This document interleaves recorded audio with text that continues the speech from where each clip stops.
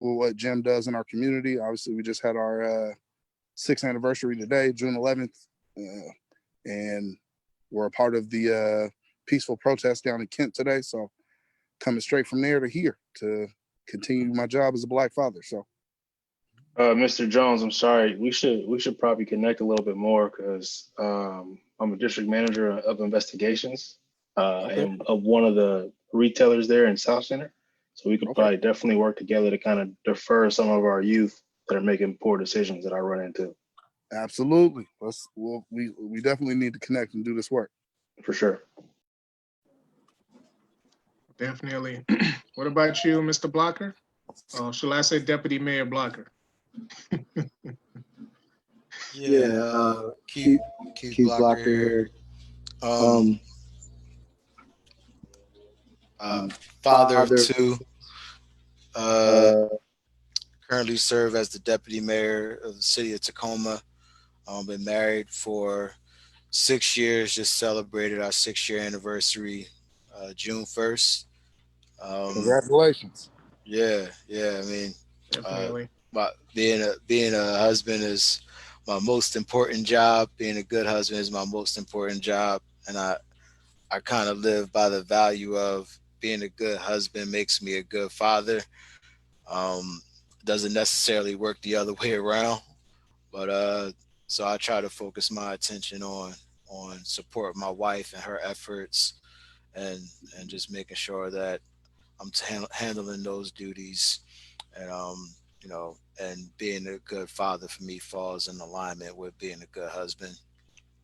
Right now we're going through some challenging times, and just really glad that Black people are in many ways unifying in ways that I haven't seen before in the past, and it's affirming, and for me it's extremely therapeutic to have forums like this and to be able to connect with other like-minded individuals who have the same mindset of community building and supporting one another. So just happy to be a part of this conversation, and thank you all for creating this forum and this opportunity. Much obliged, sir. And what about you, Mr. Gunn? A little introduction from you, sir. Oh, Mr. Clarence.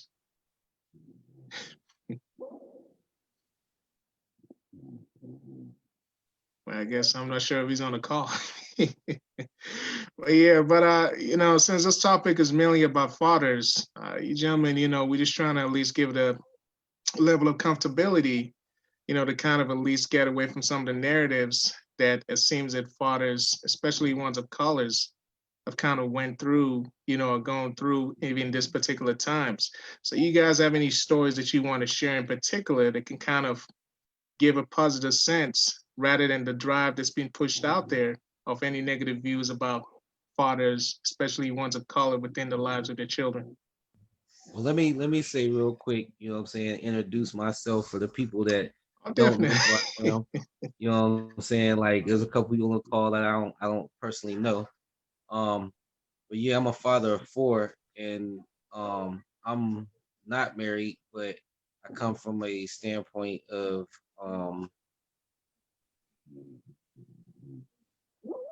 there are conversations that can be had, because the conversation starts to go into like different beliefs and stuff, and so it's gonna go there in the solution for some of these things. And I think part of it is realizing that everybody doesn't come from the same viewpoint or dynamic structurally and or family wise, you know what I'm saying? So from that standpoint, I will say that just in respect to people that have gotten married or whatever the case, or whatever situation that you're in with your significant other, there are agreed upon ways that we can say that we want to go forward in a family structure as far as abuse and things of that nature. But yeah, I just wanted to introduce myself, and go ahead, James.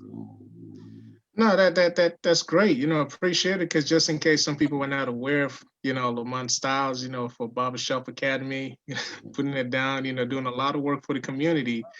But it's great for yourself because there are different dynamics of fathers. And right now the main thing is we're trying to showcase the different views of fathers. You can be someone who's married and be there within your kids' lives, and you can be in someone who is in a good relationship, not be married, and still be a father to your children.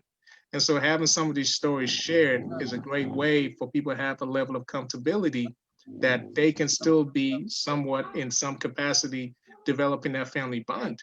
And so nothing should be taken away from that. So what are some of the examples that you fathers on this platform would like to share, to some of our audience out there? For me personally, like I didn't, I'm pretty much the story of I didn't grow with my father. So I just wanted to make sure that I was going to be a better husband and father than that, just to be present and to give, to make sure I gave my son what I didn't have. I have a brother, I have an older brother, and I have 5 other sisters. So, none of us really got the pleasure of really being, whether it was together or with our father. So, I just wanted to make sure I gave that back to my son. And then I've always probably been like a father figure to other people, even when I was, whether like I was 15, like with other 15-year-olds, like I was always like, people looked up to me in a different type of way. So at least that's what I felt. I don't know if you want to ask people, I don't know, but that's just what it always seemed like. So I just try to make sure that now that my own son, I'm active in his life. Okay.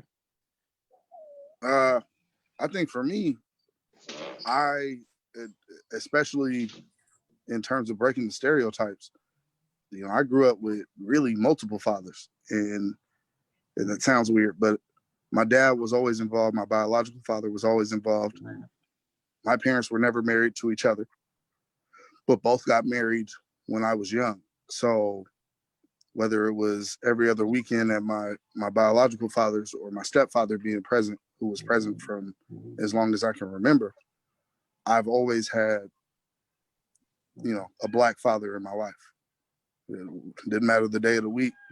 And now, obviously, the minutia of our individual relationships determine how other things work for us. But I think one of the best things that I can say is I saw all avenues of what it was to be a black father. I saw those who struggled. I saw those who fought hard to be in the lives of their children.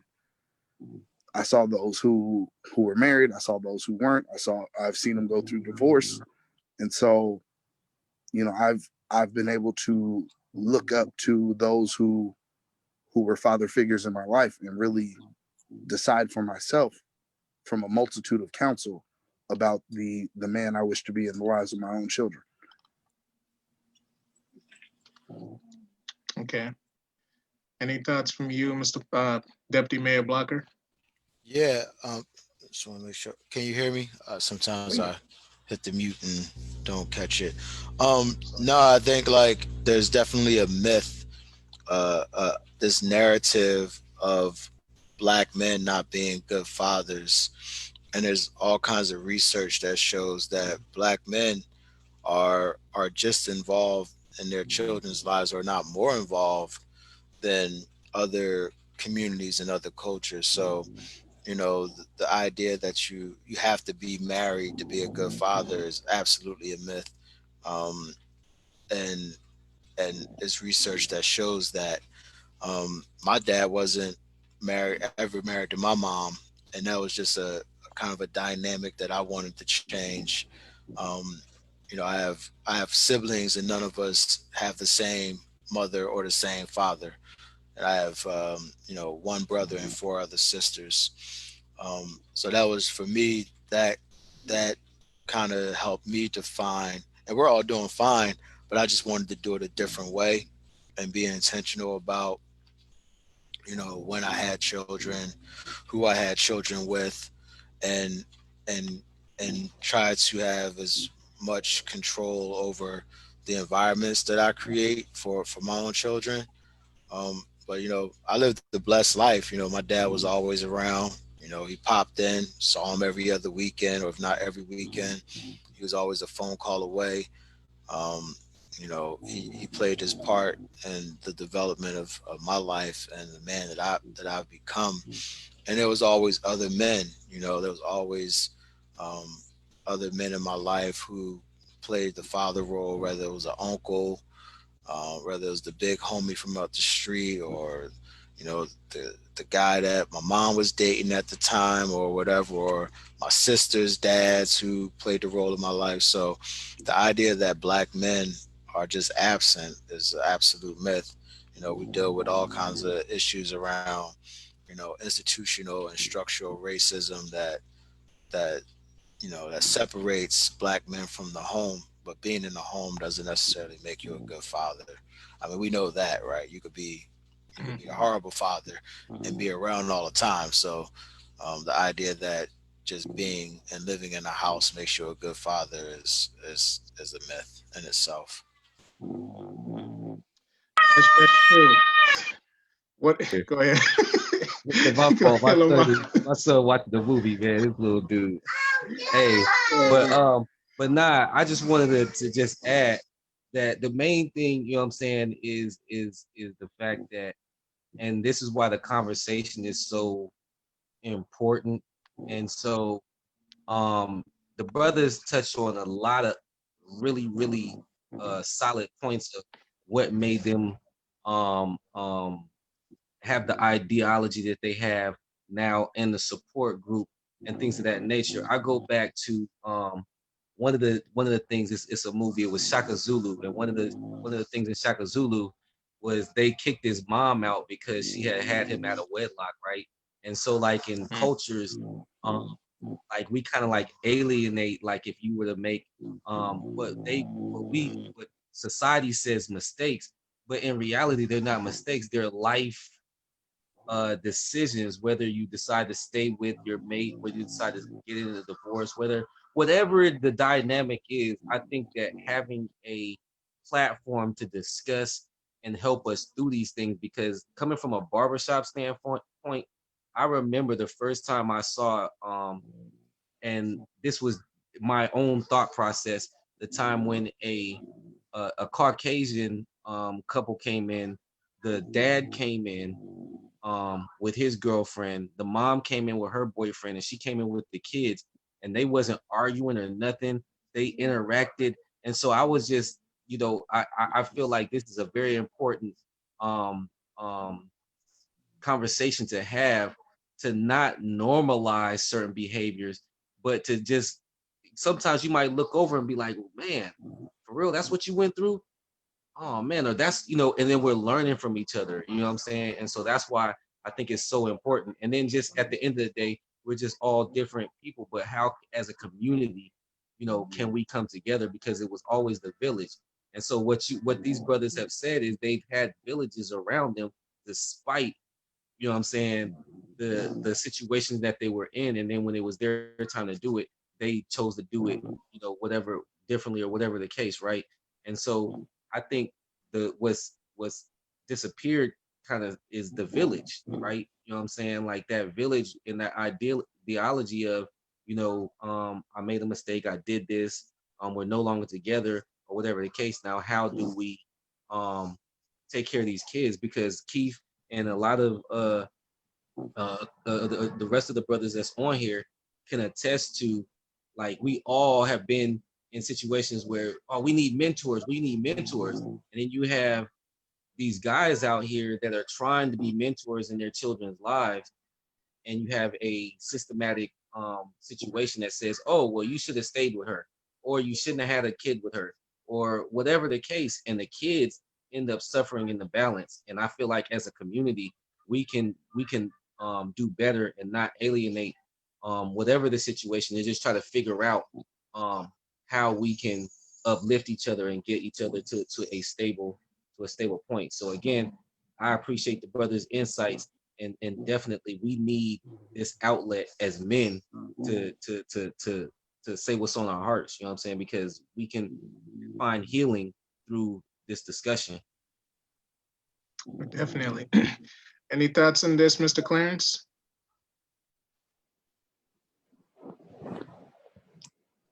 Yes, Mr. Clarence is still away.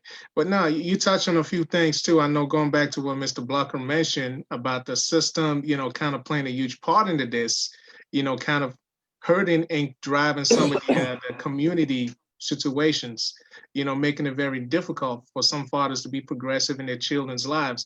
So how, from the work, the involvement that all of you have, are capable of so far kind of circumventing or being able to, push the curve against some of these difficulties of dealing within the community when you have a system that's actually fighting against you, or maybe not necessarily you, but other fathers that you see doing your daily walks of life, making it very difficult for them to be there within their families' lives, their children's lives. What are some of the insights, some of the improvements, and some of the changes that you gentlemen on here have tried to do to make those improvements?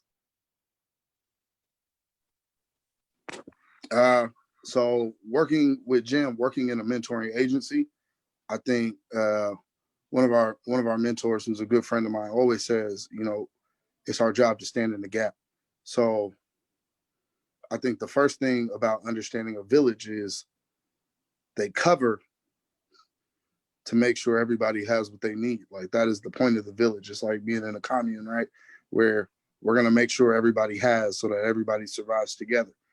If there's a place where somebody continues to fall up short, we're not only are we going to cover, but we're also going to check the behavior to make sure that we can put that person in a position to be successful.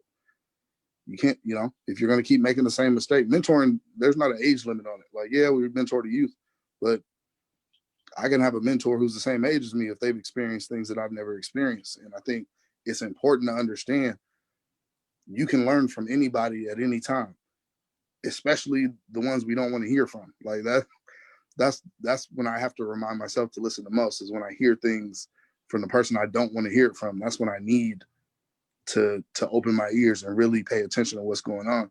In terms of my own faith, I feel like that's when God is really talking to me. It's when I don't want to hear it. It's when I'm butting my head continually over the same issues. So, what I find in terms of reaching out to even other fathers, of the youth that continue to come into our program, is just a reminder that, like, we're not here to replace you. We're here to be a part of what you got going on. We want to make sure we're reinforcing what it is you already have going on, but also reminding you also that your child is going to have a mind of their own, and they're trying to figure out what's best for them. And so it's just a continued message of, we're here to be a part of what you have going on. We're not here to replace anybody. And we struggle with that, especially in the Black community. I feel like our kids quick to, you ain't my daddy. Like, that's we instill that young. Like, hey, if that ain't your daddy, don't talk to you. They don't get to tell you nothing. Like, somewhere we lost that village piece where, like, back in the day, where if you got in trouble, everybody knew about it and everybody was on your head the whole way home, and then you got it at home. Like, somewhere we decided that, don't touch my kid, even when my kid is wrong.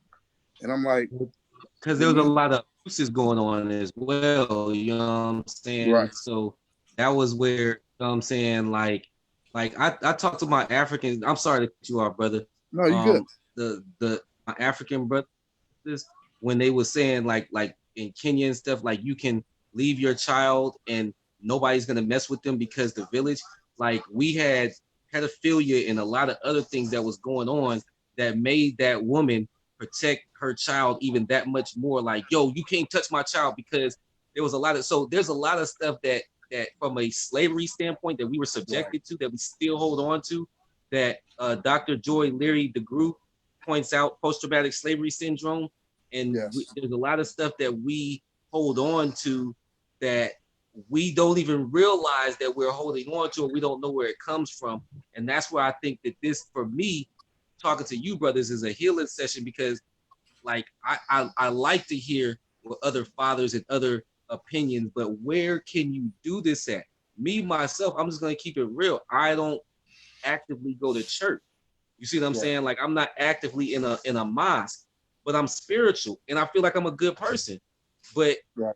there's really nowhere for me to go to have a conversation that is not religious based, but is based off of, yo, I see you, or yo, brother, I see you. Let's have a conversation. You know what I'm saying? And so that's why man, this is so important. But man, I'm sorry. Keep going, bro. Keep going. Now, look, and I'm gonna interject. I feel like you right there in the barbershop. So you literally have created the space to continue to do that.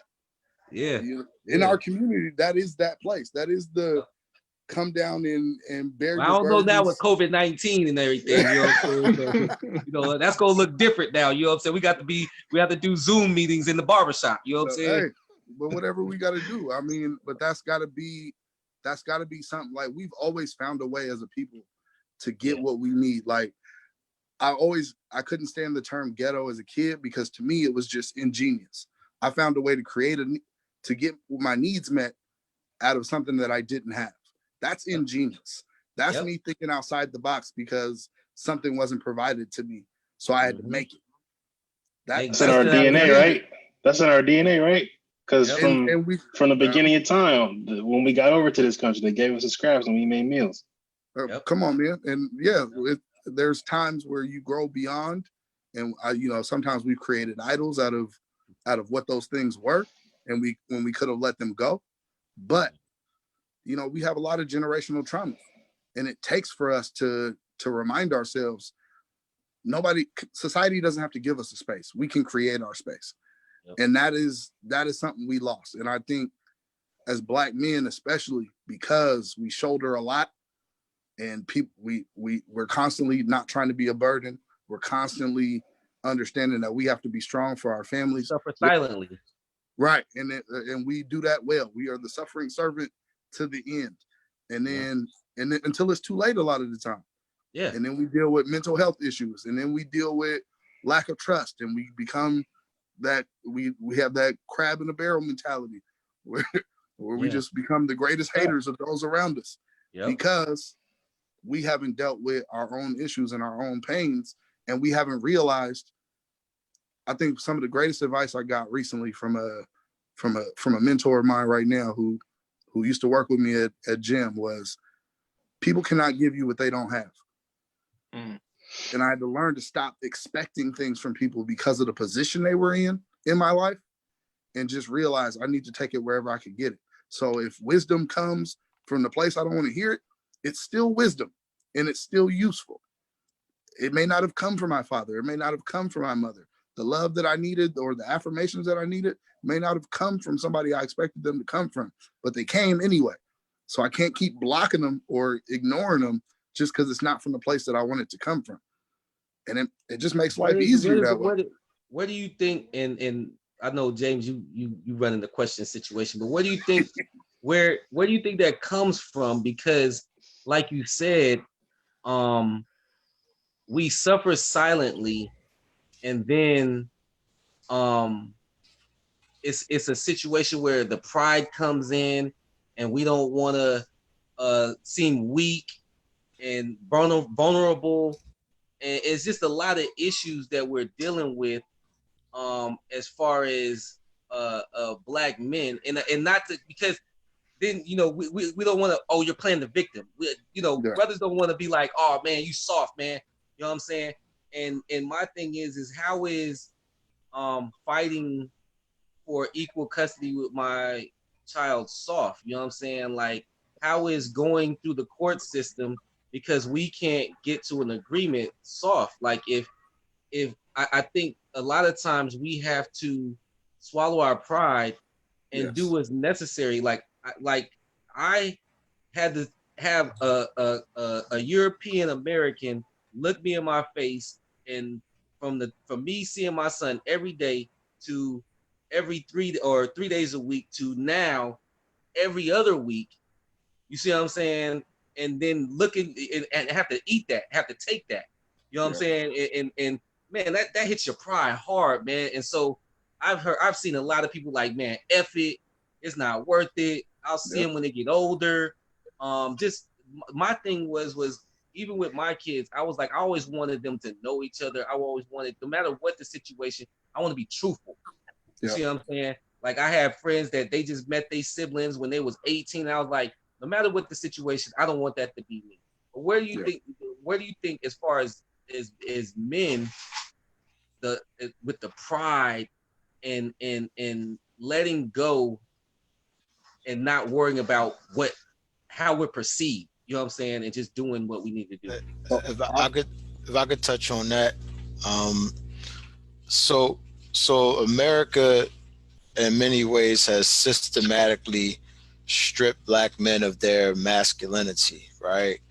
And masculinity could be defined in many ways. You know, masculinity could be how much money you have, right? There was a time where men wore high heels, and fluffy wigs, right? And real flamboyant, and them being wealthy with a big old belly, and high heels. That was masculinity, right? Right.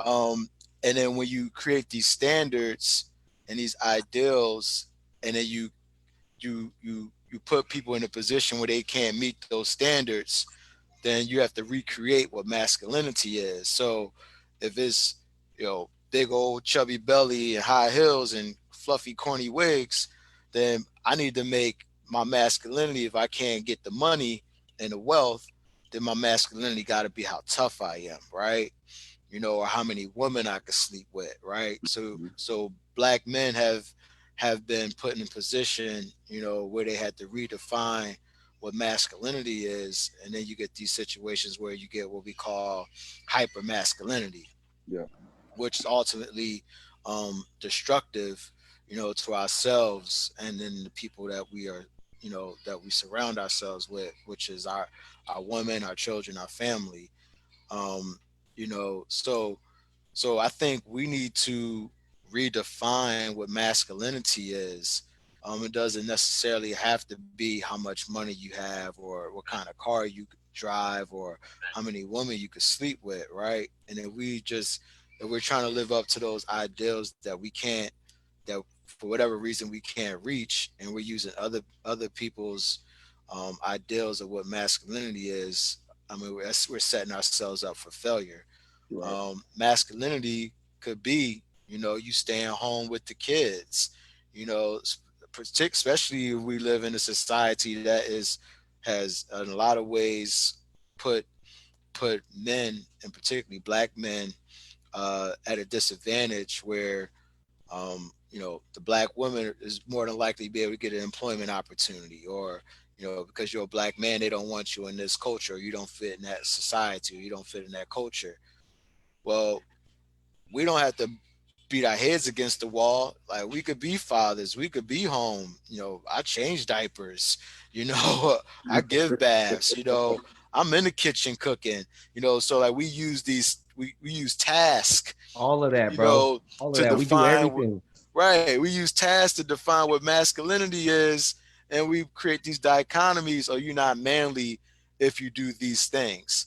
It's Right. like, no, you're a human being that's capable of doing whatever. Right? If you want to knit, or be a seamstress, whatever it is, like, we gotta like stop Partners. letting You know what I'm saying? be Like partners. you know what I'm saying? Like if you over here doing this and I'm over here doing that. You know what I'm saying? Right. You do what you good at, right? And I do what I'm good at. If I'm good at being in the kitchen and you good at out there going to make the money, it's like, how can we work together and create what I like to call a symbiotic relationship? Right. What I do affirms and supports you so that you could do what you could do, which affirms and supports me, right? And that there's no one way to do that. That could be however you create it, right? So I think we need to like stop letting society box us in to these unrealistic ideals of what we in most part see on television. Right. We try to live up to those standards that don't work for us, and it's to our detriment. So Yeah, man, that's a great point. I'd like to hear what Mr. Gray and Mr. Jones has to say about it. The only thing I'd just like to even touch on, you look at several years dynamics, because you spoke on the one back in the 60s and the 70s with the wig. And then you look in the mid to late 80s with the rap and the hip hop music. African culture to the mid-90s. I mean, And, look, and the hyper tight masculinity jeans. kind of changed. Tight jeans was masculine, and then tight jeans wasn't masculine. Then baggy was masculine, and baggy wasn't masculine. But We can't keep up. But the thing that's crazy about all that is the fact that you got several other cultures emulating the black man. Let's be realistic, because Right. even though you're trying to figure out what's masculine, you look at everything that revolves as how we can try to encapsulate what is it that they're trying to do. You know, if they dress a certain way, there's a certain music. You look at all the sports, everything is driven by, you know, black having power, having strength, having some kind of prestige. So it doesn't really negate us in a way to say that it's going to drop or devalue to make it, you know, any less than that. It's just how we can present ourselves, whether to mainly our own community amongst ourselves first before anybody else. Because if you can't clean what's in your own house, you can't necessarily tell somebody to do the same. You see? Right. But I just want to hear what Mr. Gray and Mr. I just say this last thing. It was who said Prince and Michael Jackson wasn't masculine when they were at their peaks, right? Nobody. Nobody. And Prince had his whole butt out. He had his whole butt out. And he's still that dude. And he was a G. Yep. All right, what are your thoughts on that, Mr. Gray and Mr. Jones? Well, first I want to circle back to Lamont mentioning church. Mhm. Church is just a building for business. Church can happen anywhere. Church is happening right here. Right. Yep. So don't even sweat. I don't go to church either because I'm at church every day. Every day. Facts. Every day. But yeah, like kind of what Deputy Mayor Blocker's talking about. Like I do all the cooking, really, and and because I personally enjoy cooking, I think it's just part of that's something me and my father connected on, and I have a sister who's a chef, and like cooking is like in my blood, and so I enjoy it's therapeutic for me, and so and I'm very picky, so my wife was just like, well, you do it then.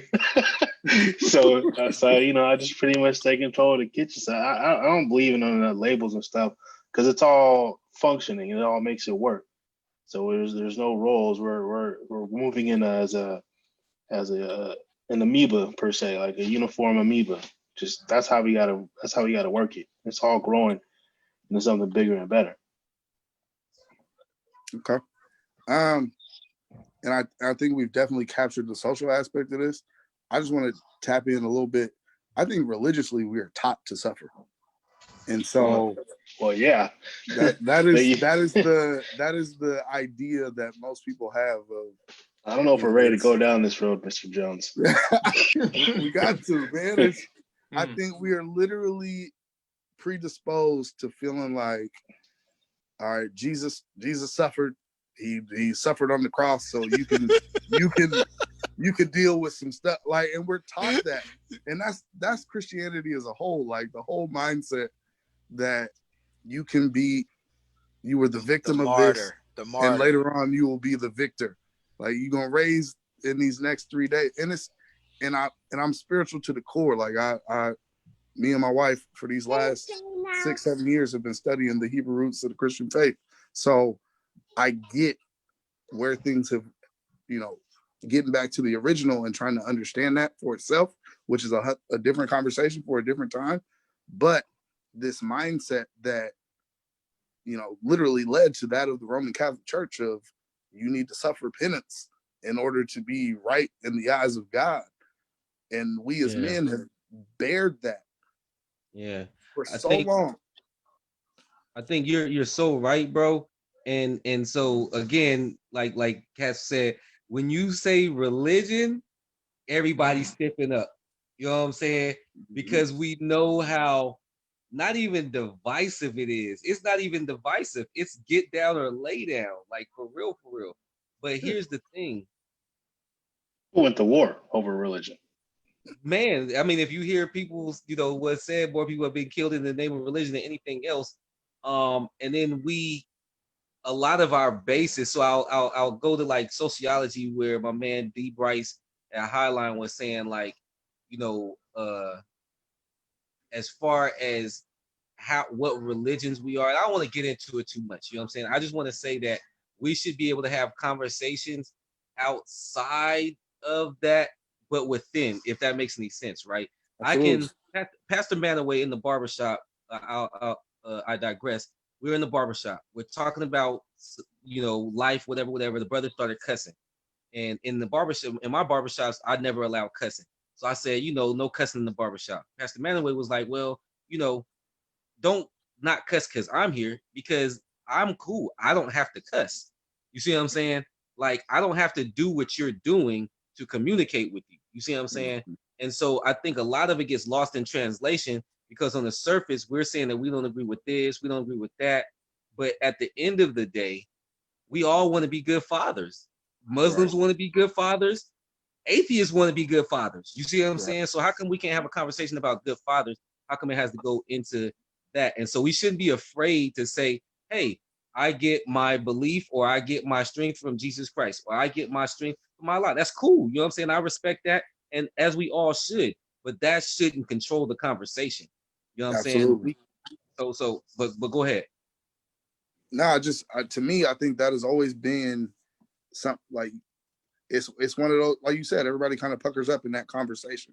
As soon as it comes up, people feel like, all right, I'm either about to gain a truer friend, or I'm about to lose a friend over where this conversation may go. It's the same thing with politics, right? If they true, they not tripping off of that.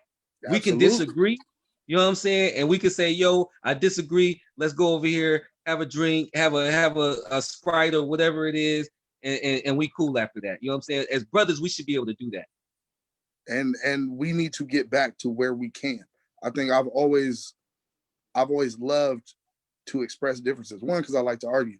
It's natural being a firstborn child, but I enjoy the recourse and being able to show, like we do it all the time amongst our mentors, in front of our young people, so they can see what it's like to have a healthy conversation where you can truly agree to disagree, but come together and understand, all right, this is how you have this conversation. And it's always a teaching moment, because there's always something for me to learn. Every time.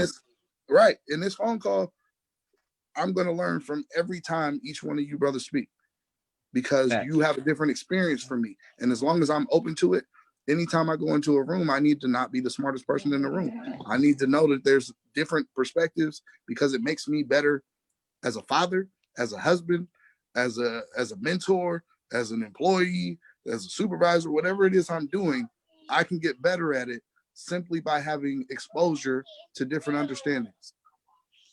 So just think about that, right? Just think about what you just said. It's almost like sparring, right? We should always want to keep each other on point. Nah, brother, I wasn't trying to do that. I was just trying to keep you on your toes. That's all, you know what I'm saying? So we should always accept that. My grandmother said you learn something from a baby, right? So if you're looking at every experience as a learning experience, like you said, you really just said, I look to learn from every experience, from every conversation. Like, I talked to a bum for an hour and he gave me life's jewels. And I was mad because I didn't have $1 to give him. Because I was like, yo, you just gave me some stuff that nobody in my family, I have never heard this before. And it was just his perspective. And so if we're open to other people's perspective, we can learn a lot, man. Yep. Yeah, man. The mentor stuff, I'm so glad that came up, because I've been fortunate enough to have mentors in my life, and that's just something that I try to do with other young people. I've been worked in a nonprofit sector, I don't know, over a decade or so, but like the relationships that I've built with young men outside of the 9 to 5 have been the most authentic and organic relationships that I've had, and those tend to be like the long lasting relationships. So here I am, almost 40 years old, and I got young brothers that I've engaged, when they were 17, now they're, 30 and 28, 29, they're men now, and now they're mentoring other young people. And, now it's not just for me, mentorship's never a one-way thing. I'm always learning from the young people that I engage. They bring so much insight to the table, And going back to, relationships, I tend to be like a words guy, so I like to break stuff down. So you look at the word relationship, it's literally relay, right? Relay. And the word shun is like connection, family, right? And then ship is a object that takes you somewhere. Movement. So there's a movement, right? So if I'm in a relationship, I'm always asking, well, where are we going? What is the purpose of this relationship? What is the purpose of this back and forth exchange between the two of us or the three of us or the 100 of us, right? What are we doing together? And what I found is, if we can't decide, where we're going, where this ship is headed, then one of us got to get off the boat, right? One of us got to get off the ship. And that could be a tough decision to make. But I think too often people stay in relationships that are dysfunctional, and they haven't figured out where they're trying to go together. So they stay stagnant. And I've learned over time to just be more thoughtful about who I engage and, who I spend my time with. There's a saying that, you want to spend major time with major people, right? And majors, however you define it, right?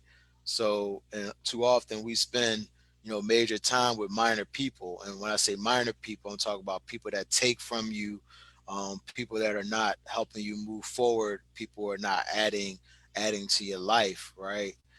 So I try to, spend time with people that I could have that symbiotic back and forth relationship with, that's going to enhance the quality of my life. And that could be like James, that could be the baby, just taking care of that little baby.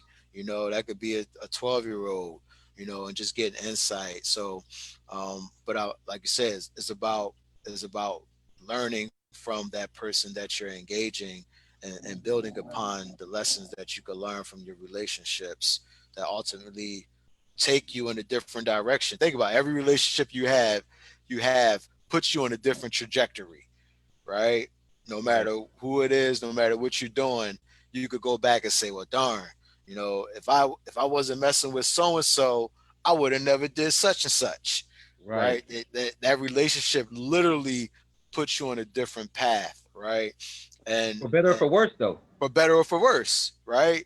And even if it's for worse, hopefully you learned the lesson from that experience, or else you continue to go down those same paths where you're not benefiting or you're not bearing fruit from. So, like I said, it's for better or for worse. It's good. All right. Now, usually we always hear about the dynamics that a father's role is usually to serve and to protect. Now, do you believe that that encompasses father's role within the Black community, or you think there are other areas that the father can also have that he can do? And you touched on several things. You touched on, nowadays, the mothers can actually go out. They can do things, and the fathers can be the one who can rear the child. They can be the one who can cook. They can be the one that can clean. So fathers now wear multiple hats, and they have different functions. But the old dynamic had always been, going back in the old days, as far back as mankind, the father's role is to protect and defend and provide for his family. So do you believe that those roles are still the same today, or have they taken a different form, especially in the Black community? So I'm gonna come at this with a completely different aspect, because I don't think whatever role you play in the house detracts from your ability to provide or to protect. So my wife's role, and she stays at home, but her role is still the protection of our children, and she provides for them on a daily basis. So even a stay-at-home father is providing. We didn't say what he had to provide.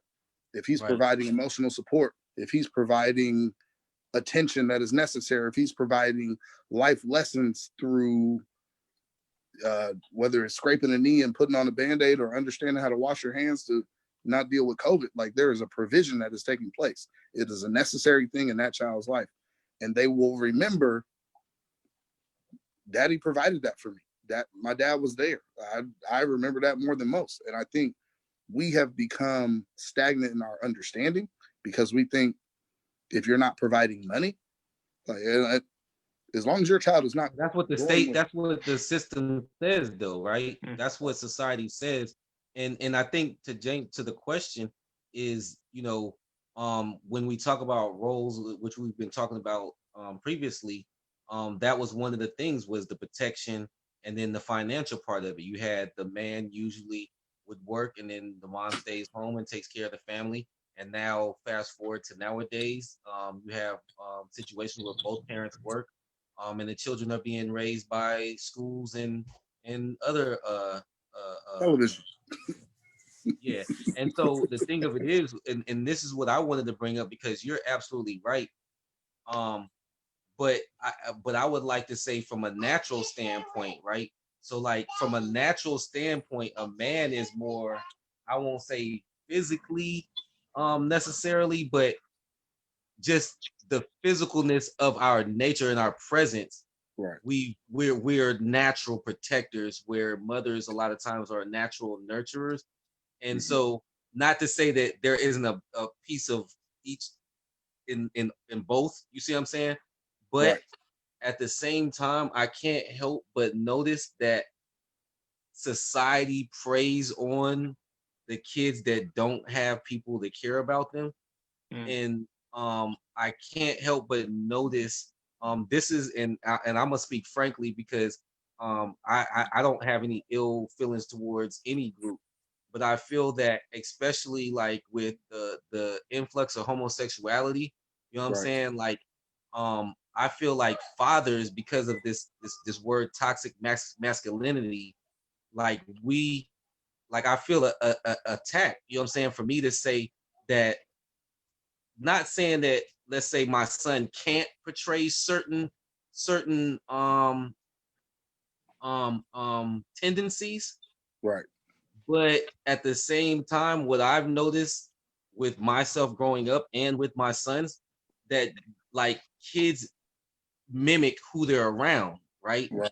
And so like if you're never around your father, then who is teaching them, or a male figure, who Right. is teaching them how to act like a man? And so like I go to like the violence that's going on. A lot of these brothers are acting emotionally. You see what I'm saying? You said something about me. You took my girl. You have better clothes than me. Whatever the case, and you're using your emotions to make a terrible decision, whether it's fight somebody, shoot somebody, or whatever the case, right? And so I'm not I don't want to make it seem like I don't want that toxic masculinity to enter, but I should be able um to influence how I know how to be influenced, but at the same time recognize and know who my child is. The only reason why I say that is because back in the days, Tom girls used to put on dresses when they got older and they grew out of it. But nowadays it's like, no, that's who you are. Stay like that. You know what I'm saying? And it's like, hold on, like don't. I know you want to give choices and everything, but don't these kids don't even know they don't even know anything about themselves yet. You know what I'm saying? So I feel a certain type of way when somebody says, and I understand when you say something like, don't act like a girl. I understand that, right? But at the same time, if you're whining to your mom, and I'm like, man, stop whining. Like you're trying to Right. get over on your mom. And if I Right. wasn't there, then you would, I'm not gonna say you would get over, but it's from a male standpoint. And so what do you guys think about that? Because I feel a certain type of way, like when I brought this up, like nobody's talking about like the situations where these females are going to these colleges playing sports and stuff and they're getting hit on and they're making it very uncomfortable, but we sweep that under the rug and say, well, homosexuality is you got to give people. But what happens when sexual harassment happens on the other end, but they don't have a voice? And as a father, I'm a protector, you know what I'm saying? Like I'm nah, don't back up, you know what I'm saying? So what do you guys feel? How do you guys feel about that? So first off, let me preface this by saying I am in no way, shape, or form politically correct. So Yeah, that I because may I was trying. You see me trying to dance. You see what I'm saying? I was Right. trying to. I may offend people, and it's one. I'm gonna tell it like I tell my kids. If I offended you, I'm happy because it means you need to recheck what you were offended by. Me offending you is not about me. It's about what made you feel offended. So really, I did what I needed to do because I encouraged thought. So I'm trying more often than not. I'm trying to offend you so that we can have valid, worthwhile conversation. Right. That being I said, agree with you 100% because I fully feel like the idea of toxic masculinity, while there are aspects of it that are there, a lot of it is to root out the need of fathers in all communities, not just the Black community, but because of the way this country is shaped and how things move, we're affected first and we're affected the most. Yep. So, you know, I look at the situation with people attacking Kevin Hart and why he didn't do the Oscars, right? You need to apologize to this community. First off, why did you think that my mind can't change or the way that I go about things change in a 10-year period? Why are you worried about 10 years ago me is talking way different than me right now in my understanding. Man. Come on, man. Don't attack me for that. Don't attack me for, because now you're saying that my past is my forever. Any mistakes I made will make my entire life. Yep. And then you're not somebody who's in the second chance. Right. So now you're deciding who deserves the second chance. Like this whole idea of cancel culture that you cannot grow and you have no, like, that's exactly you what don't it believe is. in humanity anymore. If I have to be perfect from the start, then I failed the minute I came out of the womb. It's over. So if I don't have a second chance or an opportunity to change, then you are literally putting me at a disadvantage, and you're also putting everyone else at a disadvantage because we are social creatures and we need each other to survive.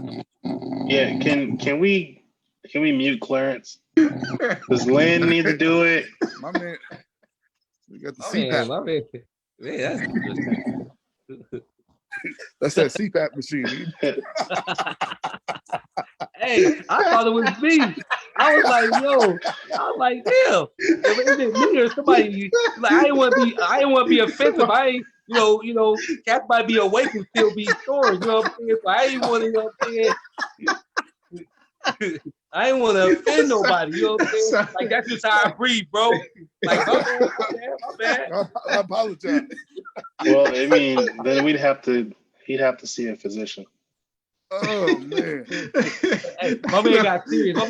He's like, yo, my man needs to get his health together. Sorry, man. I was trying not to laugh. No, but you're right. But going back to what you mentioned, I mean, I just want to touch. No. Hold. I'm sorry. We have to mute him. Yes, sir. hey, that's real rap.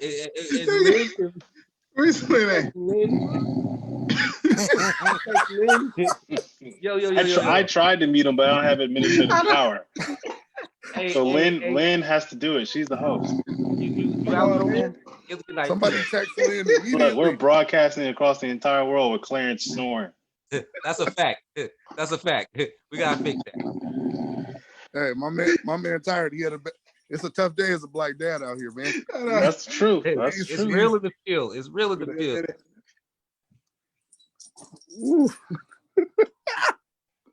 But I will say this about this cancel culture situation. You know, if Malcolm X was present day right now, he would still be Malcolm Little if it was up to everybody else. He would have never had the chance to become Malcolm X.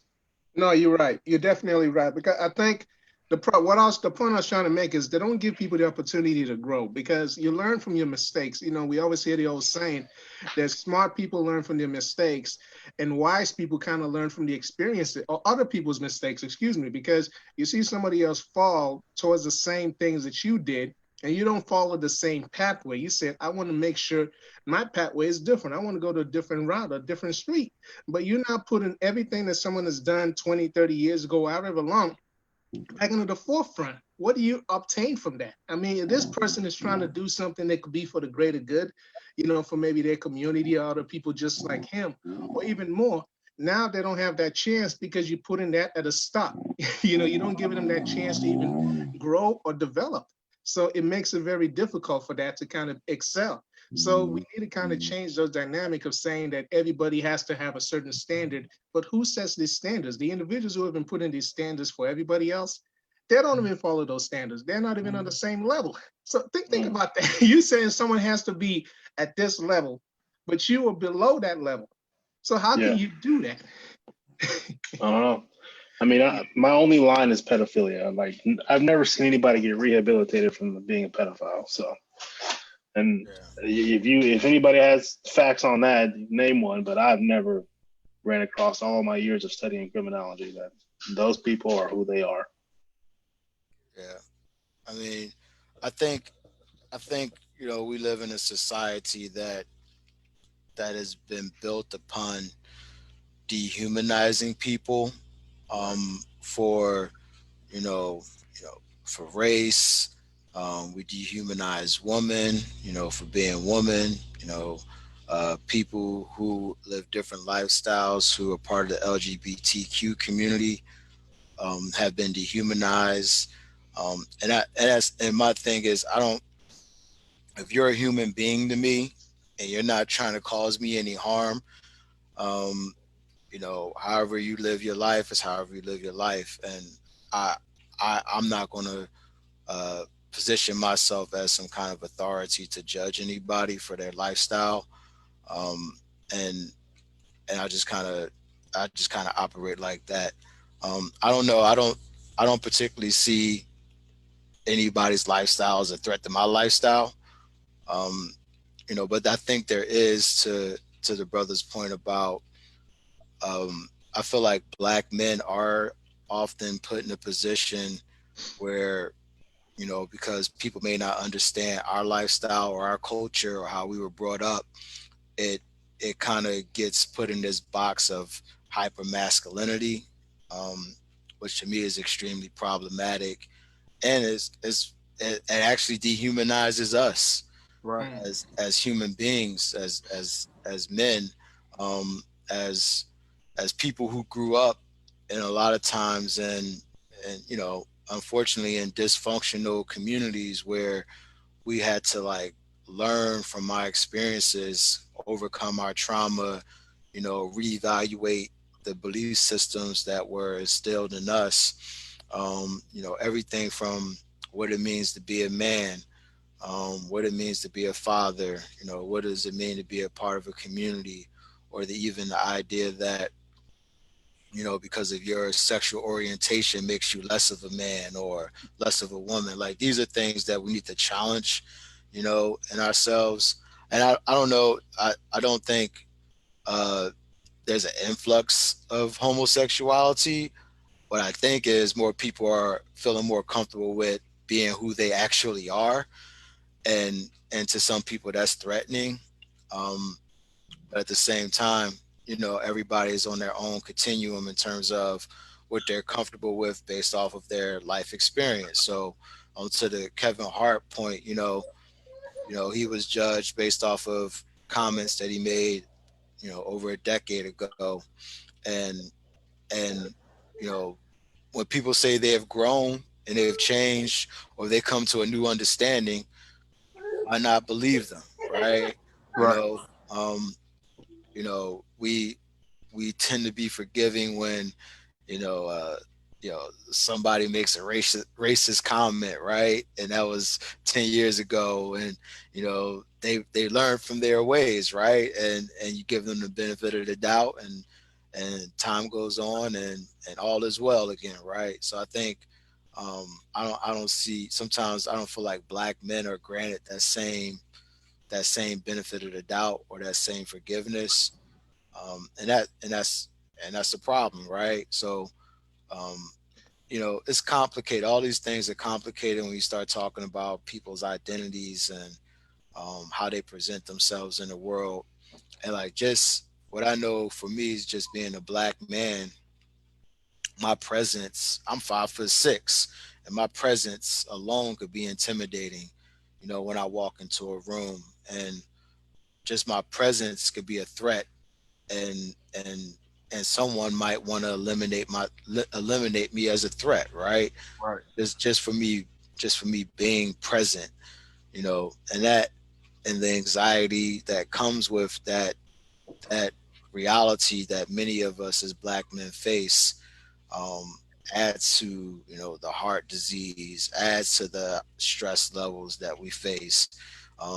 It just adds additional challenges in our lives and adds more of a burden to our everyday circumstances. So I try to be, you know, as gracious with other people as I try to be as gracious with myself, right? And most times being gracious and forgiving to yourself for the pain that, you know, that we internalize or that we think we caused harm to ourselves, you know, the biggest barrier is forgiving yourself.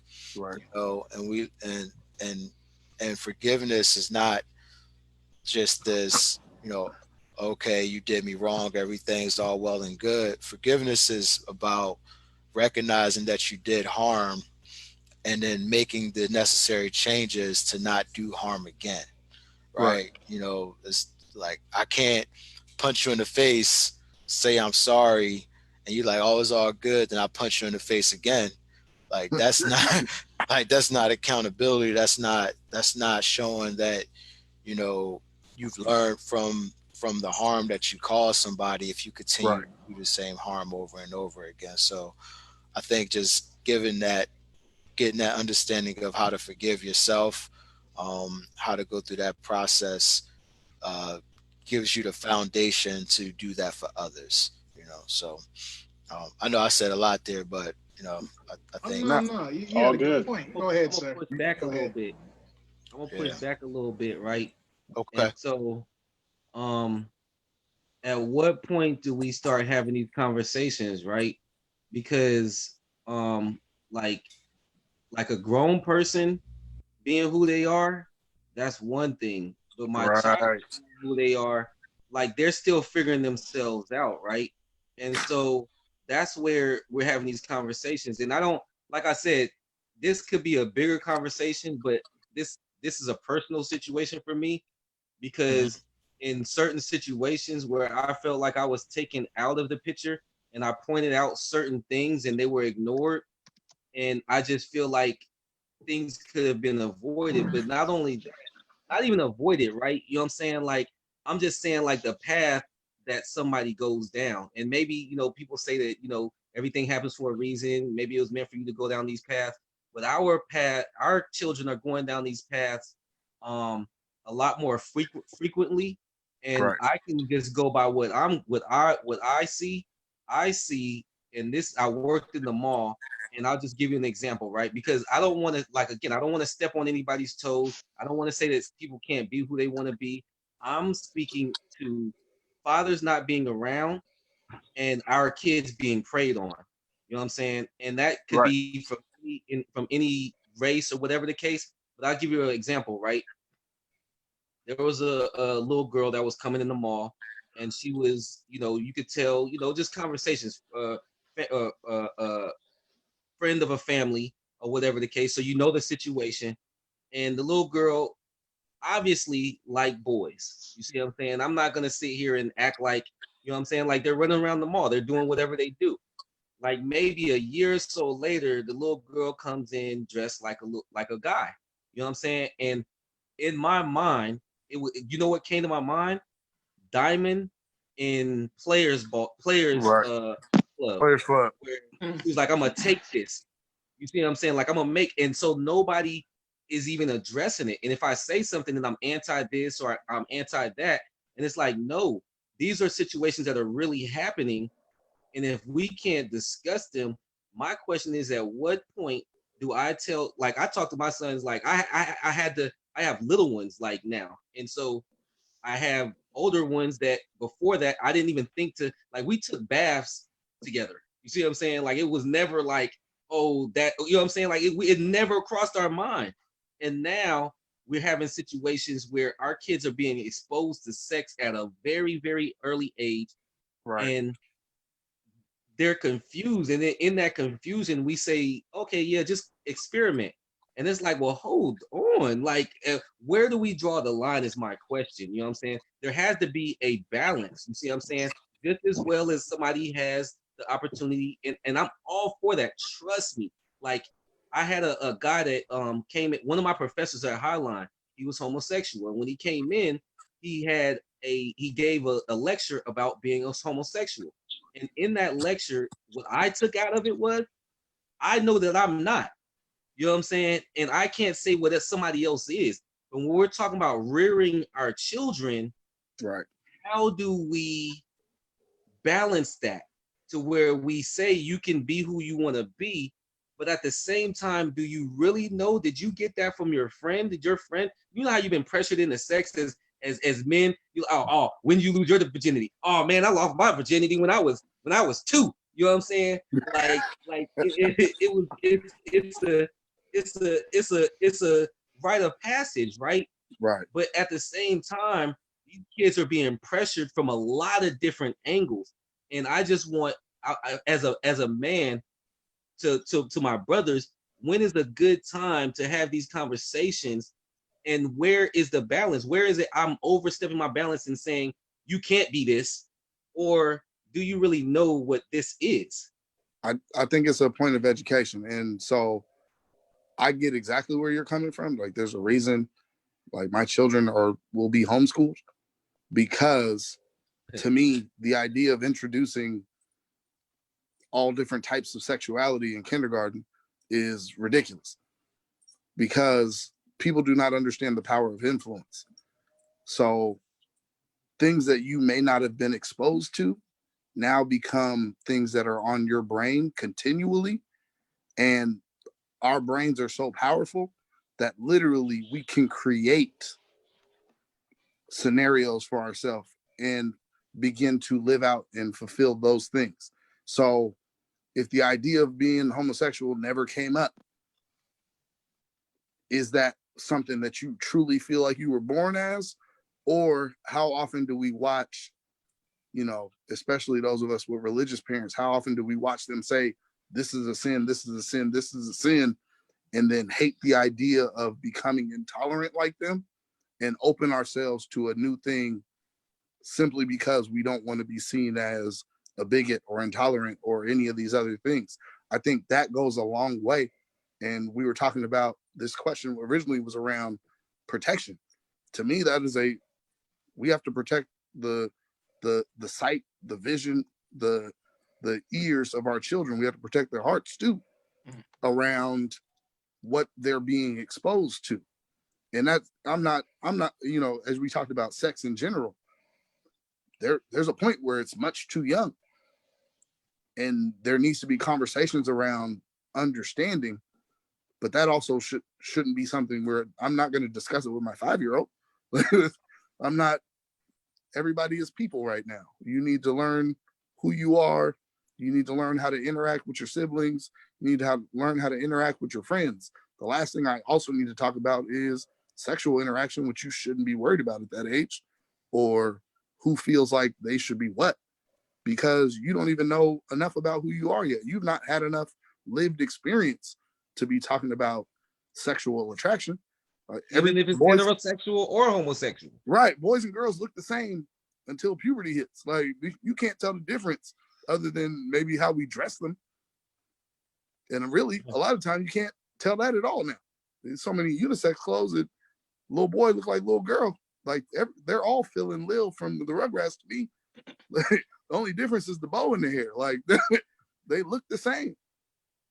I think creating a culture of conversation, because I believe my influence is more powerful than anything the world can throw back at my child. So it won't matter if if he comes back to me with questions, I'll be prepared. We're gonna have these conversations. Protect your innocence and let you be a child. Like I had to grow up too fast. I had to be the man of the house. He doesn't have to be the man of the house. I'm here. I want to make sure I'm going to be here. So we make sure that there's going to be a culture of conversations. Even right now, he's 2 years old. I sit down and break things down on my child to make sure he understands the why behind it, because that's human nature. Humans want to know the why behind it. You just can't tell somebody to do or be or whatever without the why behind it.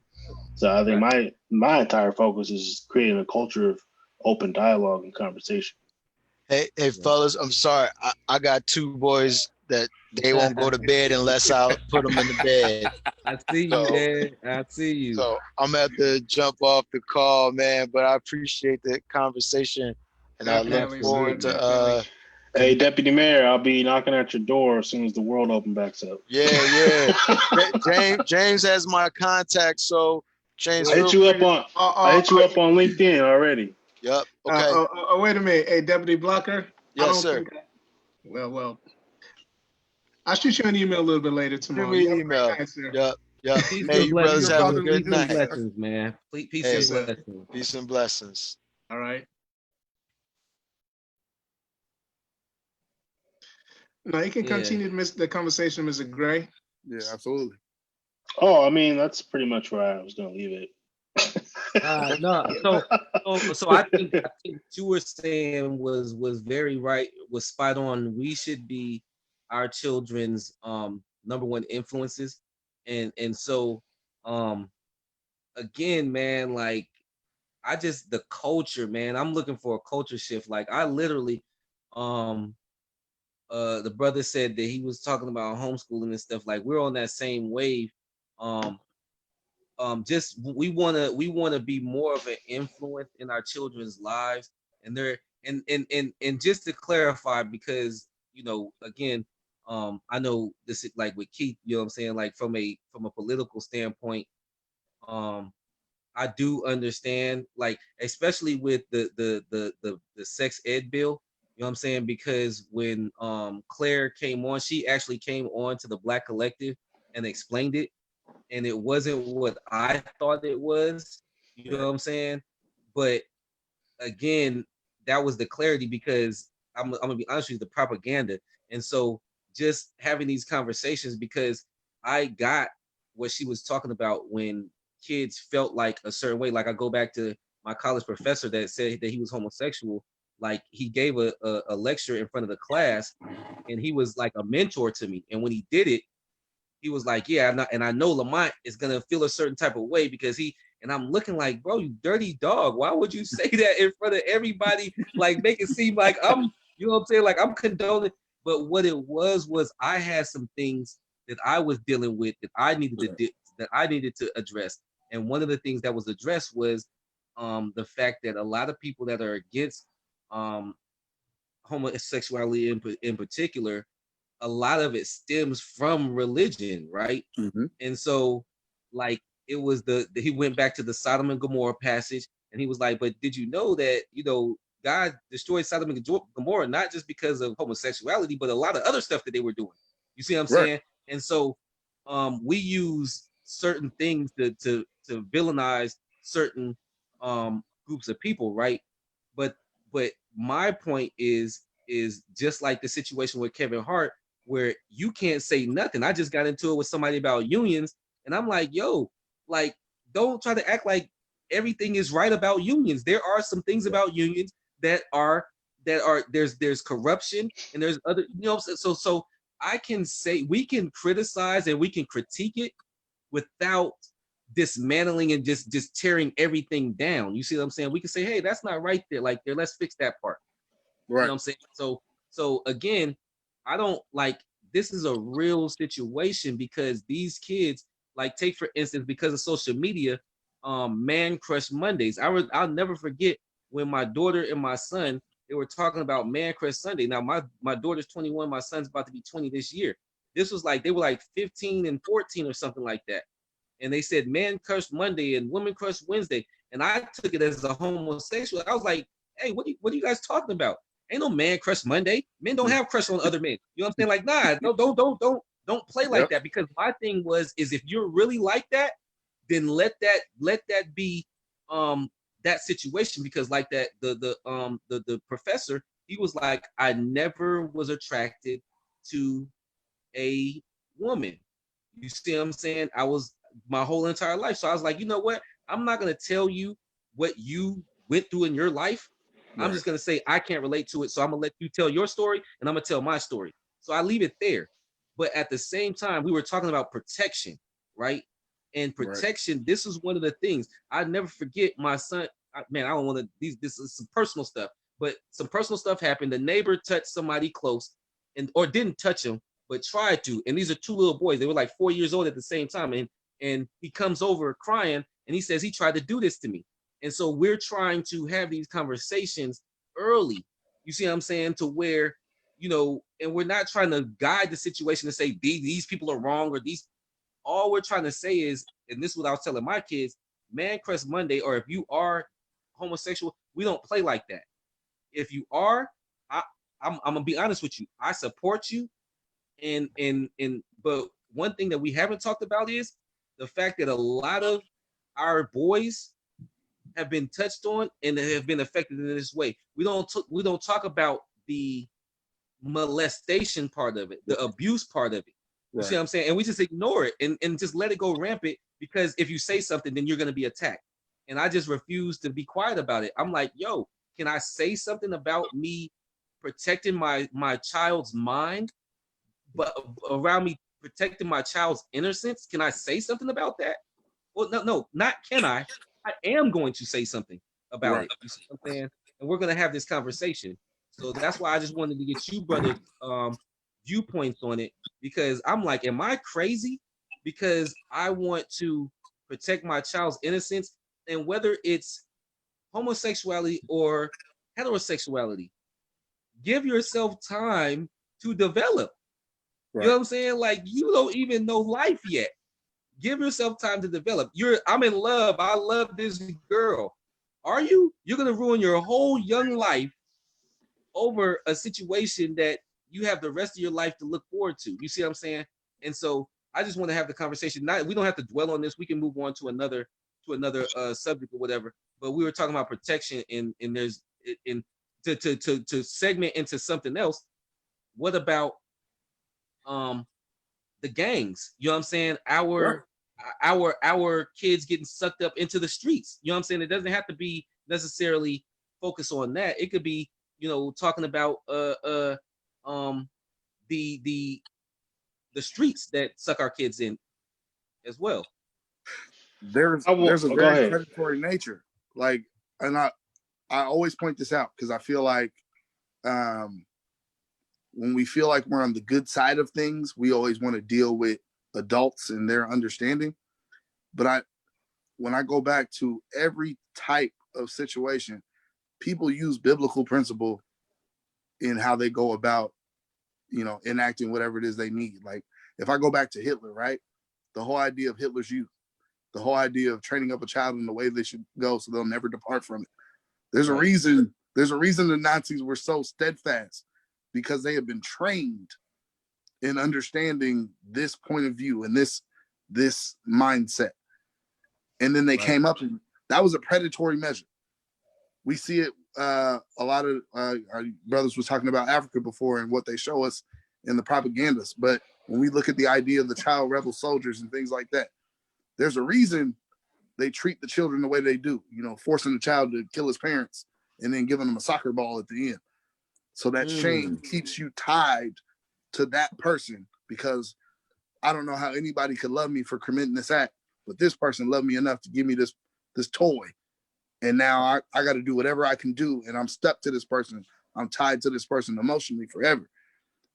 We choose to let our children be children. And then by the time it's time to have a conversation, it's too late, because we've not trained them for what people are out there. There are predatory people in every aspect of everything. I remember going to college to get my first credit card. And that was predatory to me because I did not understand credit. And that bank knew.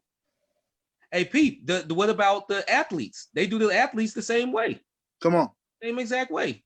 You know what I'm saying? So we're being preyed on, and just imagine, and I won't even go into we can go into deadbeat dads or whatever, but I won't even go into that. Let's talk about dads that work a lot trying to provide for their children.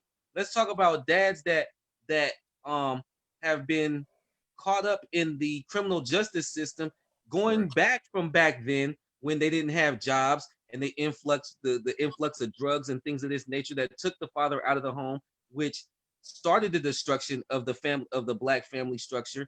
You see what I'm saying? So there's a lot of dynamics to this, but I don't want to give excuses. We are sitting here with James doesn't have any children, but 3 men that 4, you know what I'm saying, that take care of their children and are active in the community in helping other children. You see what I'm saying? So this conversation is just I would just like to be honest with you, just to show my masculinity, you know what I'm saying, and my Right. sensitive side. You know what I'm saying? Can I is it okay to be a man these days? You know what I'm saying? Can we look at each other and be like, yeah, that's hey, what's up, bro? Right. You know what I'm saying? Like, come on, man. Like, I don't understand like how we can lose that and people can still do their thing. Like, we're not saying that you can't, be how you and have other groups. It's just like, right, like whenever Black people try to start something, it's like, why you need a Black thing? But everybody else has their own groups. You got the Filipino groups, you got the Hispanic groups, and everything. But when we try to do something, oh, well, why you got to do it like that? Well, man, how come I can't be a man? What's wrong with that? What's wrong with it being a something that we go by, a code that we go by, and then you can have variations of that according to how you get down. You know what I'm saying? But if we have people that agree on the same thing, then how come we can't bond as that? You see what I'm saying?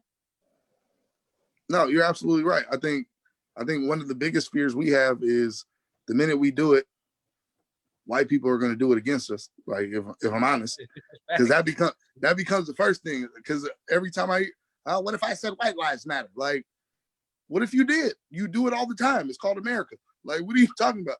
Like, look at your TV show. Look at your TV shows. I was just watching from a European standpoint. I was just watching A Knight's Tale with my kids the other day. The first thing my 5-year-old boy asked me is, "Daddy, how come there's no Black people in this?" Bro, how come we don't have a Black gladiator? You know what I'm saying? What's the brother from Northern Africa? My man was just telling me about him, or gave me his name earlier. Hannibal. You know what I'm saying? Yeah. How come we don't have no Hannibal movies? That brother took elephants through the Alps. You know what I'm saying? Like, come on, man. And then when they do, how you have gods of Egypt, but they Caucasian. Right, You didn't hijack the whole culture. You know what I'm saying? And made it your own. But everything that we do is from a European standpoint. Everything. Right. Just think about it. And I keep saying this, and I'm gonna keep saying it. If you look at the population of the world, 1.5 billion, and these are estimates, 1.5 billion in China, 1.6 billion in India, 1.7 billion in Africa, and then all the other people of color around the world. Caucasians are the minority. This is a fact. You see what I'm saying? So how is it everything that we turn on, the Asian people in the karate movie are Caucasian, the Black people in the African movies are Caucasian, the Native people in the Native movies are Caucasian? Nah, man, we need to control our own narrative. These cats then pulled the wool over our eyes. And I'm not even trying to be racist or anything like that. It is okay if a Haitian person or a Puerto Rican person can put a flag on their mirror, then damn it, I could fly my flag as well. You know what I'm saying? Like, for real, we are human beings. We are all connected in one way or the other, man. And division is pushed, but it is okay to say that things did not start with the European. It is okay. Right. It is proven. It is proven. You know what I'm saying? That the ancient Comedians was there 5,000 years before Alexander ever came through. You see what I'm saying? So we are twisted in the way that we are being given information, and how it is. Like, if you look at a commercial, a Ford commercial, do you remember when none of like McDonald's commercials or car commercials, remember when they never had Black people in it? And right. Then BET came along and they started doing Black people in those commercials only on BET. And now you have multiracial. Do you see how far we've come? And we just need to keep fighting for humanity, but at the same time being able to address individual issues. All right. Well, I want to see what Mr. Gray has to say about this. I know we kind of went a little bit away from fatherhood a little bit, but even all this information, you can still tie it in and say what we can do then, or what you gentlemen are people that you associate yourselves with, or just anybody in general that we can do to provide these informations, make sure they're factual to the kids or to the young ones? And what are some of the steps that we can take within that fatherhood dynamics? Because some of the things that you gentlemen have touched on is education. I mean, that's the biggest point, it's key, because the learning factor is if they're not learning anything when they're little, they're going to grow up to take information from somebody else that they're Right. going to be funneled towards that rest of that community that could be shaping them as a part of their life. So what are, with all this information, these dynamics that we have, how are we then going to try to stretch it out to a broader scope? You know, we talked about this is a conversation amongst a few individuals. How do we make it where majority of the people have the same ideas, can intertwine with us, so we can develop it from a larger scope and a better understanding?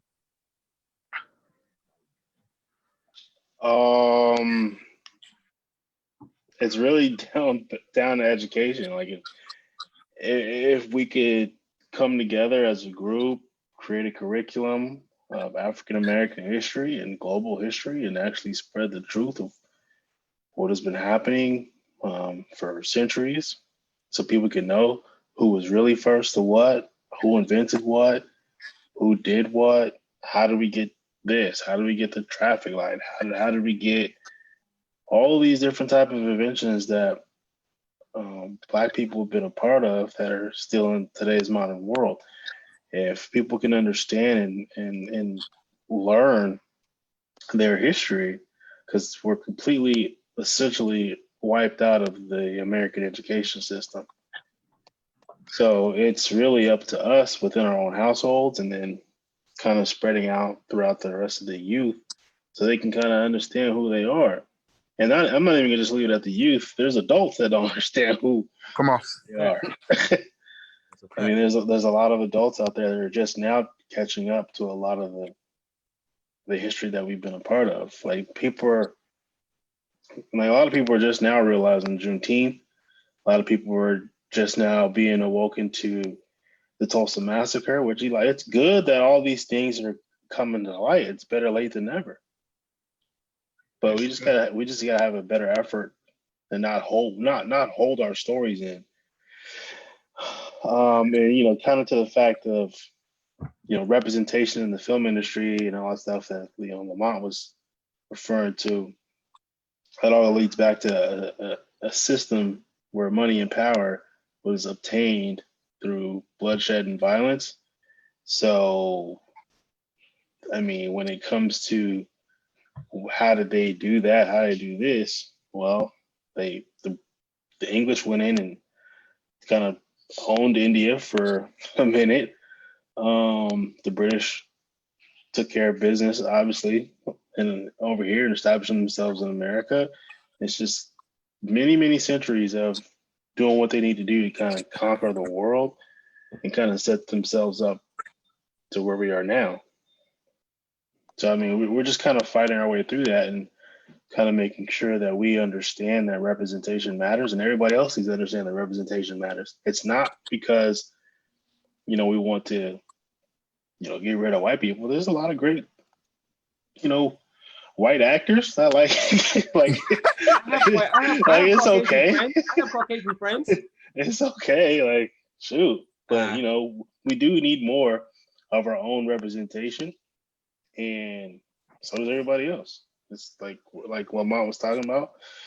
We're all human beings. And as soon as we start seeing each other as all human beings instead of property or a dollar or whatever, I think it's just going to make us all that much better. And that's where you start. And it kind of, the root of all this needs to be based off of love, and we're just not loving one another. Well, we have to understand the necessity for each and every one of us. Like I said before, we're a social species. Like we need all of us. And being a Black man who is in an interracial relationship, who has biracial children, like it is all the more important in my home to make sure that I give credence and respect to both sides of my children's culture so that they fully understand there's not necessarily a side you need to be ashamed of. Right. But there are Absolutely. aspects of both that you need to take pride in, and you need to hone those things so that they are the best parts of you and you could take that forward. Like I'd be the first to recognize that, like you said, the Europeans or whatever, they're adept at taking over aspects of things, and that's a useful skill. It's just used ugly a lot of the time. Like, Unfortunately, yeah. But peep though, bro. But peep though. The thing of it is when we say that, it's a blanket statement, right? Because that's assuming that every European was for that, right? So Right. one of the things about slavery was when the Africans appealed to the Portuguese, they appealed to the common people of the Portuguese, and they were like, well, man, you guys are Christians and all of this. How are you guys condoning slavery of a whole nother person? You know what I'm saying? Right. And they said that the people rose up and was like, this is wrong. You see what I'm saying? So again, we can sometimes we can throw a whole race of people in, Right. even though of course they needed armies and things of this nature. You see what I'm saying? But just like our army, they tell us, hey, Bin Laden did it. Let's go get him. You know what I'm saying? And Bin Laden ain't said nothing. You see what I'm saying? So, you know, that's that. I think that in that, but with us, this is the situation coming from an African American standpoint, right? One of the brothers from Somalia, he was like, bro, I can go back and name you 15 grandfathers. Do you know how serious that is? Right. And so, like a lot of our European brothers and sisters, they can go back generations. Right. Where for us, it stopped. It hurts that I can't go past my dad when it comes to my son, or actually for what I know for myself, right? You know what I'm saying? Like I've heard of my grandfather, but I never met neither one of them myself. You see what I'm saying? And so I can't even effectively go back 3 generations, 4 generations back. You see what I'm saying? And so that's where that killing the root comes in at, right? Right. And so I try to position myself, no matter what, that one day if I am a grandfather, to actually be an involved grandfather, to let them know or leave enough to where they can read about me. You know what I'm saying? Right. Like work on my memoirs to my family and my kids. Like, here's a letter from your grandfather. What? My grandfather wrote a letter? Yeah. You know what I'm saying? And here's a letter from your great-grandfather. What? My great-grandfather wrote me a letter? Yeah, because he was thinking ahead. You see what I'm saying? And Right. so I think that's where for us, especially as African Americans and people of African descent, the lineage part, you see what I'm saying? That lineage part where sometimes some of us are missing. And I think that's those bridges that we were talking about, bridging that. Like for me as a barber, the older people in that would sit in my chair, they were my grandfathers, they were my uncles, they were my, and I was able to get love from them. The Black Collective, Keith is not on the call anymore, but the Tacoma Black Collective, when I went in there, I literally felt like I had 20 grandfathers and uncles. Like for real, they were so welcoming and they were so willing to give me what I hadn't got by my not meeting my grandfathers. You see what I'm saying? And so what I would like to move the conversation on, because it is 11 o'clock and I ain't gonna lie, I'll be up late, but I be needing my sleep. You know what I'm saying?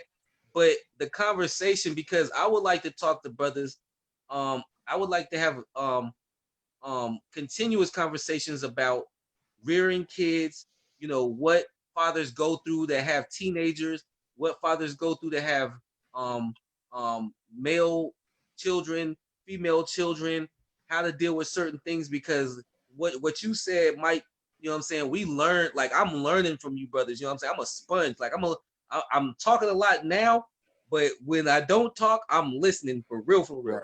You know what I'm saying? So I would like to continue these conversations, and I would like to have a place where as Black fathers we can come and just it be an outlet. One of the things that the Tacoma Black Collective said is the reason why they didn't let Caucasian people in, and it wasn't trying to disrespect anybody, right?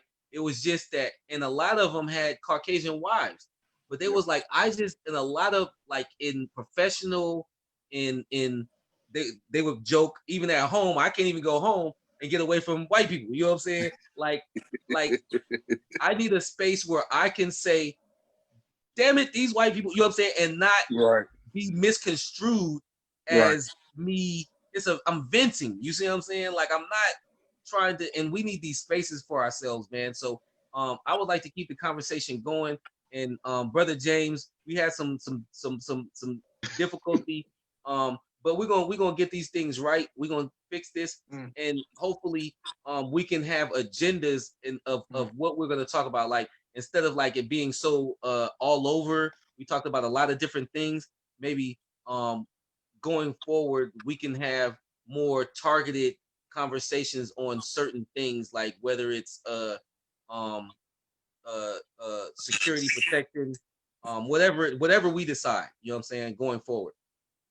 Yeah, Absolutely. and it was great the conversation, but any thoughts or anything that points you gentlemen want to leave, for the audience, especially in terms of fatherhood and Father's Day being right around the corner, that others can take away from the conversation that you had tonight, that they can maybe inspire and they can, ingratiate themselves with in their development process. Be intentional about your actions. Don't just do things just to do things. Be intentional. Purpose.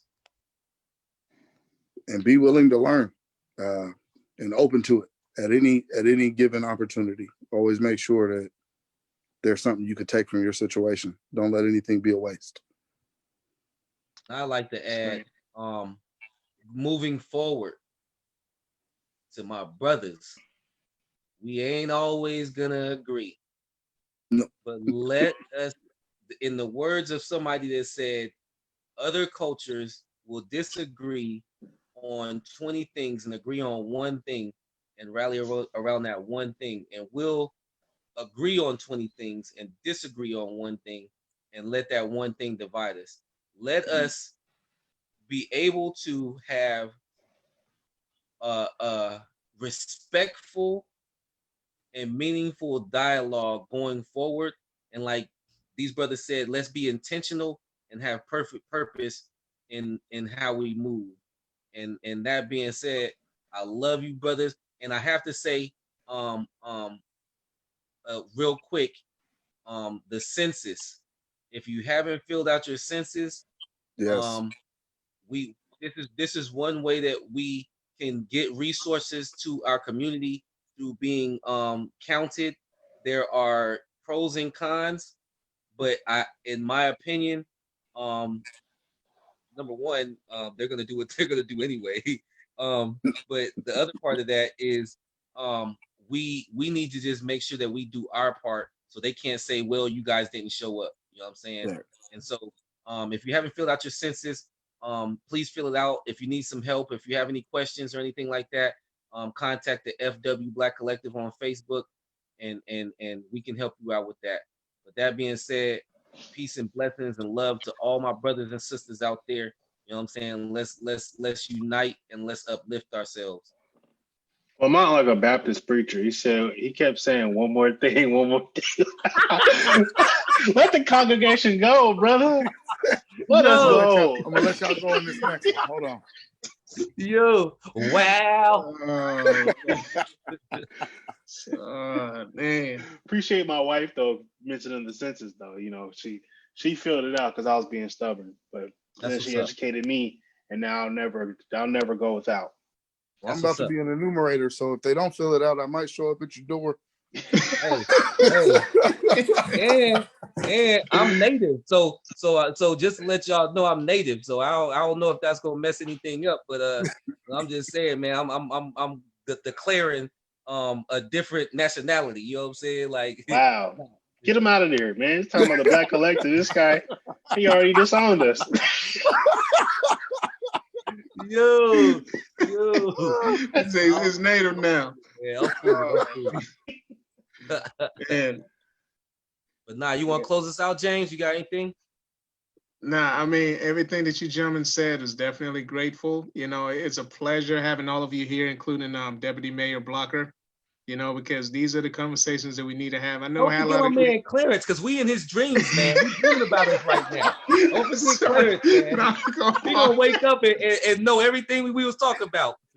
Hey, that man's a true sponge right now. The man, nah, I don't want to talk.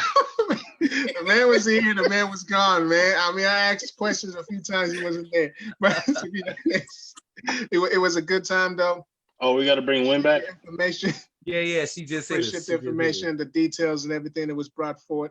You know, we're hoping that this can be extended even more. Like I mentioned, you know, other people will take note of this, and this becomes a common thing, not just once a week or even at the barbershop, because it's a learning process. And if people don't take this to heed, we're going to continue to make the same mistakes that we've been doing. You know, we're going to continue to have other people fulfill and write our books and the novels for us. Where we're not the authors, we're just a part of the story. So we got to make sure that we are the ones who are controlling the narrative and not have somebody else having the pen and having the ink and putting everything on those pieces of paper.